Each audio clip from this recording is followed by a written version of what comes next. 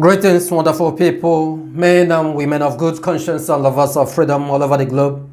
We welcome you back once again to a news digest. Of course, this still remains Nig.Govt channel where we bring you reliable news across Biafra land. We have some interesting captions here we want to share with you. Our great listeners, our great followers across the globe. You guys continue making us proud. And as we continue navigating through this difficult terrain, we believe that you always support for the restoration of Biafra as we continue marching ahead. This is a very good and interesting update here. Igbos in Lagos in the trade fair, after their meeting, have agreed to gradually sell off their properties in Lagos. They concluded that every Igbo should henceforth make plans to take their investments backward in Igbo land. This is what they agreed. They agreed from all indications. Igbos are no longer needed in Lagos. That was after having their meeting. Before we go into the analysis and demonstration of it, we just want to use this opportunity to encourage you as well to give us thumbs up as well as to hit the subscribe button. It is free. YouTube does not charge you for subscribing. Go ahead to share our videos to those who might need it. Of course, I know and you know that we are jovial here as we discuss issues. This is the latest developments that is coming up. I am happy that they have made this discussion, that they have arrived at this particular agreement. The question is, are they going to do it? All of them, are they going to do that? Because years has passed by, so that so many of them should have learned from it. During the time of Ojukwu, Chukwuemeka Odimegwu continued shouting this: please come back home. All these things will continue having a replicating effect on you guys. If you continue developing other regions in the zoo, that is what will happen every 10 years or every now and then. This is how your properties will be gone. He continued urging them. But of course, a lot of them didn't listen. So many people from Newi heeded to Ojukwu's advice. Even this era of Mazi Nnamdi Kanu, Mazi Nnamdi Kanu has been shouting it, singing it as song on daily basis, asking and encouraging our people, admonishing them to come back to Biafra land and build your empire. When you build it on your own land, no one is coming to destroy your property today or tomorrow. A good thing, they've had this great meeting and that came out with this absolute and intriguing conclusion. Some people have asked, if they sell off their properties, will it be possible, for them to sell off their properties? Well, a lot of questions has risen. How will they start from relocating? Our great-grandfathers told us, this an Igbo adage, that the journey of 1,000 miles starts with a step. Start from somewhere. Start from making the first step. Start from just visiting Biafra land to make business survey. By the time you start from there, I tell you, every other thing will fall in place gradually. On my own point, I am saying, whether you sell your properties in Lagos or you did not sell, but make that effort to come back. You might decide not to sell your property. Besides, the time will come when you be a landlord, or those your properties in Lagos will turn as well to be a good thing for you. The most important thing is that our people start relocating their businesses and developing Biafra land with respect to their business. That is what is necessary. That is what we necessary. We are really happy for this agreement, for this meeting they held. And of course, I still want to tell you that this is not just a secret. It's open. And this is the decision that Igbos have made. Of course, you recall a few weeks ago, what has been going on as regards to some people from Yorubas claiming that they will give Igbos quit notice. Well, that's that. On following that, in a different development, the Nigerian government lawsuit suit to extradite Chidebere to U.S. A federal government high court in Abuja on Tuesday struck out a suit instituted by the federal government of Nigeria seeking to extradite Andrew Chidebere Ibe to the United States of America. This is the situation. This is what is trending. Okay? Does it mean that the Nigerian government knows that there is a law that guides extradition? If that's the truth of the matter, then why did they go ahead to do extraordinary rendition of Mazi Nnamdi Kanu from Kenya? And that leads to our able barrister Ifeanyi Ejiofor to put up an article where he explained and told Nigeria what they did. In this article, Barrister Ifeanyi Ejiofor targets heights of hypocrisy of the Attorney General of the Federation and Minister of Justice, Abubakar Malami. According to him, he is a senior advocate of the Zoological Republic, SAN.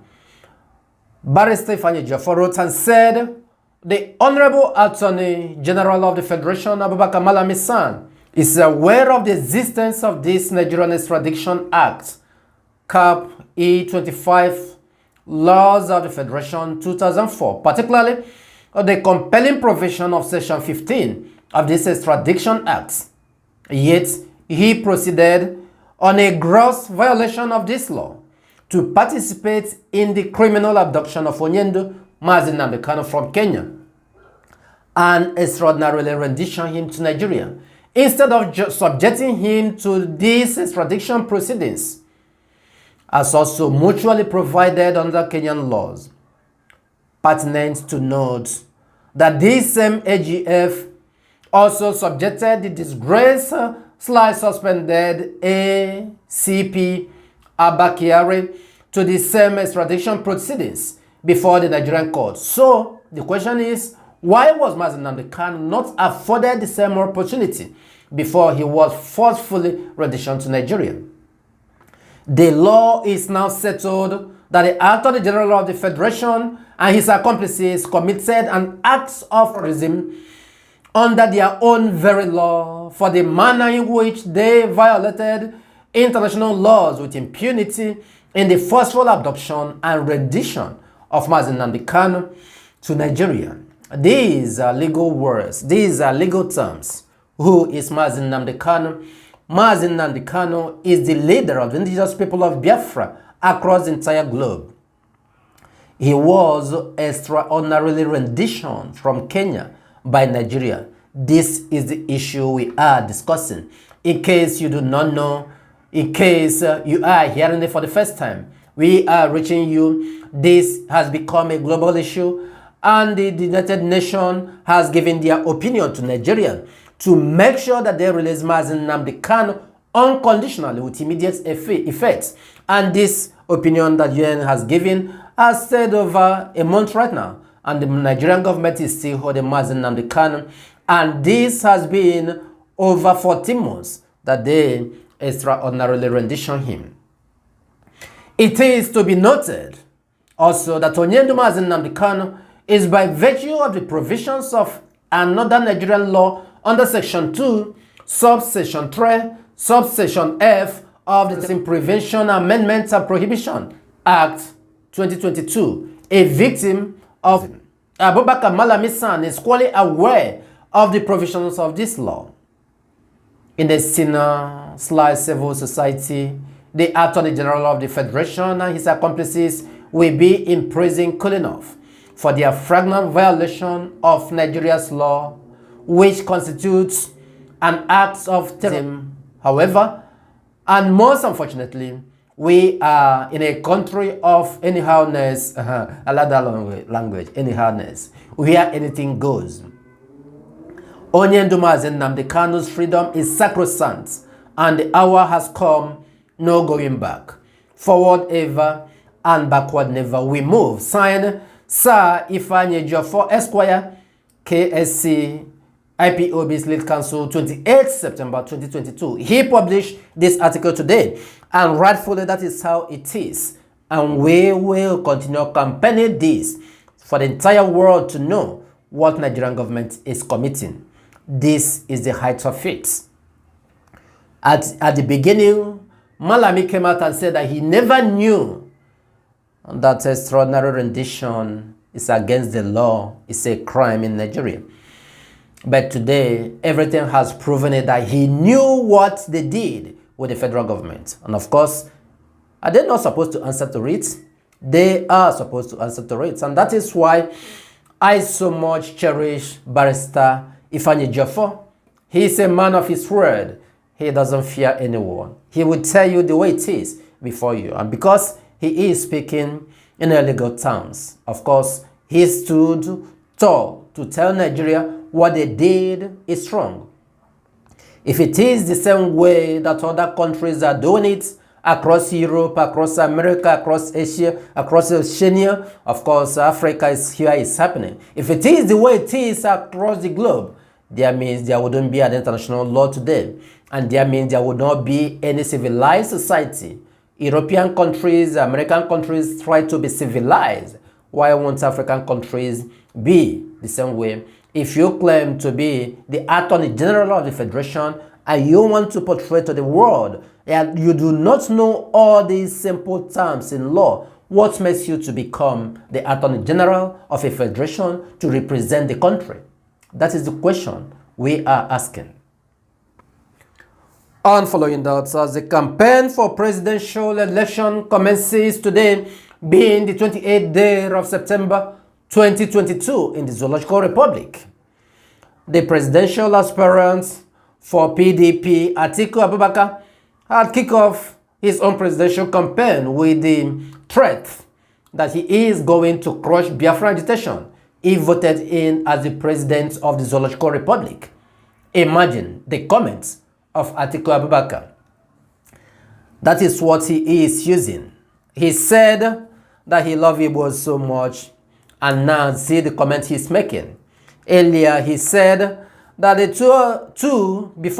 two of his runners or running mates that he picked years back are all Igbos, that he picked Juan Obiso, then in 2019 he picked Peter Obi, and today now that he has picked Ifeanyi Okowa, that they are all Igbos. Of course, the Fulanis know that anything that is happening within the old eastern region, they are all Igbo. Forget about all these things, South and other things. And because of the love that he has for Igbos, and that is why he's picking them as his running mates, he said that the Igbos should support him to win and become the president after 4 years, that he will hand over to the Igbo people. Imagine that kind of promise. But it's not what we are discussing. What we are focusing on is Atiku Abubakar. How dare you make such comments? You are going to end Biafran referendum, Biafran agitation. You are going to crush it. Come to think of it, Atiku Abubakar, if there is anything called a Nigerian, he was not a Nigerian. Atiku Abubakar comes from Adamawa, which was not in the territory that the Zoological Republic occupied. He is a Cameroonian. It was through plebiscite, as you know it as referendum, that made Atiku Abubakar to leave Cameroon and now become somebody who is found in the territory of the Zoological Republic. He is not even someone who is originally a native of that particular territory you call Nigeria today. It was referendum that made him a Nigerian. But look at his campaign slogan. What he kicked off his campaign as. He is going to crush IPOB agitation. In other words, he's saying that there is no referendum that will exist. That's what Atiku Abubakar is saying. I believe he has started pricing his own markets before he purchases it. In fact, this is the situation. He wants to use IPOB to cloud chase. He says he loves Igbos, but he hates Biafrans. That is what it means. But who are the Igbos? Who are the Biafrans? They are the same people. Is it possible you love Igbo and you will not love Biafrans?